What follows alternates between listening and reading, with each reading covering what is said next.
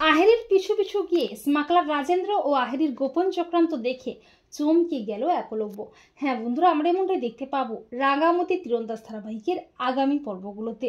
আহেরি যাতে নিজের কুকীর্তি নিজের মুখে স্বীকার করে, তার জন্য অফিসার সত্যজিতের সাথে হাত মিলিয়ে পাল্টা ফাঁদ পাতে রাঙাটা সঙ্গীত অনুষ্ঠানের আয়োজন করে। আর আহেরি তো সাজগোজ করে নাচতে নাচতে একেবারে বসু বাড়িতে হাজির হয়। আর একলব্যের অভিমান হয় রাঙার উপর। আহেরি যখন আনন্দে মেতে ওঠে, ঠিক তখনই রাঙার প্ল্যান মতো রাজেন্দ্রর ফোন আসে আহেরির কাছে। আহেরি তড়িঘড়ি করে ওপরে গিয়ে রাজেন্দ্রর ফোনটা রিসিভ করে। একলব্য আহেরির পিছু পিছু যায়। স্মাগলার রাজেন্দ্র আহেরিকে পুলিশের হুমকি দেখিয়ে বলে এক্ষুনি তার সাথে দেখা করতে। আর আহেরিও পুলিশের ভয়ে তড়িঘড়ি করে বেরিয়ে পড়ে রাজেন্দ্রর সাথে দেখা করার জন্য। একলব্যের সন্দেহ হয় আহেরিকে নিয়ে। বাড়ির সবাই বুঝতে পারে না হঠাৎ আহেরির কি হলো যে বেরিয়ে গেল তড়িঘড়ি করে। তবে রাঙা কিন্তু সবটা বেশ বুঝতে পারে। আর একলব্য মনে মনে ভাবে আহেরি তখন কাকে যেন ফোন করে কি সব বলছিল, আর ফোনটা পেয়েই তো বেরিয়ে গেল, আমাকে জানতেই হবে আহেরি কোথায় যাচ্ছে। এই বলে একলব্য বাড়ির কাউকে কিচ্ছুটি না জানিয়ে আহেরির পিছু পিছু চলে যায়।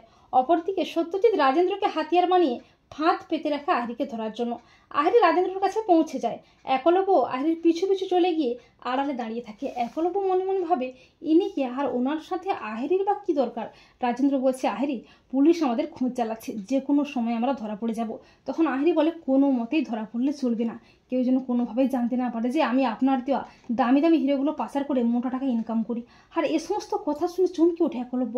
একলব্য বলে আহেরি এসব কী বলছে, আহেরি হীরা পাচার করে, আর ওই লোকটা একজন স্মাগলার, আর এজন্যই আহেরি এত কম সময়ের মধ্যে দামি ফ্ল্যাট দামি দামি ঘড়ি সব কিছু কিনে ফেলছে।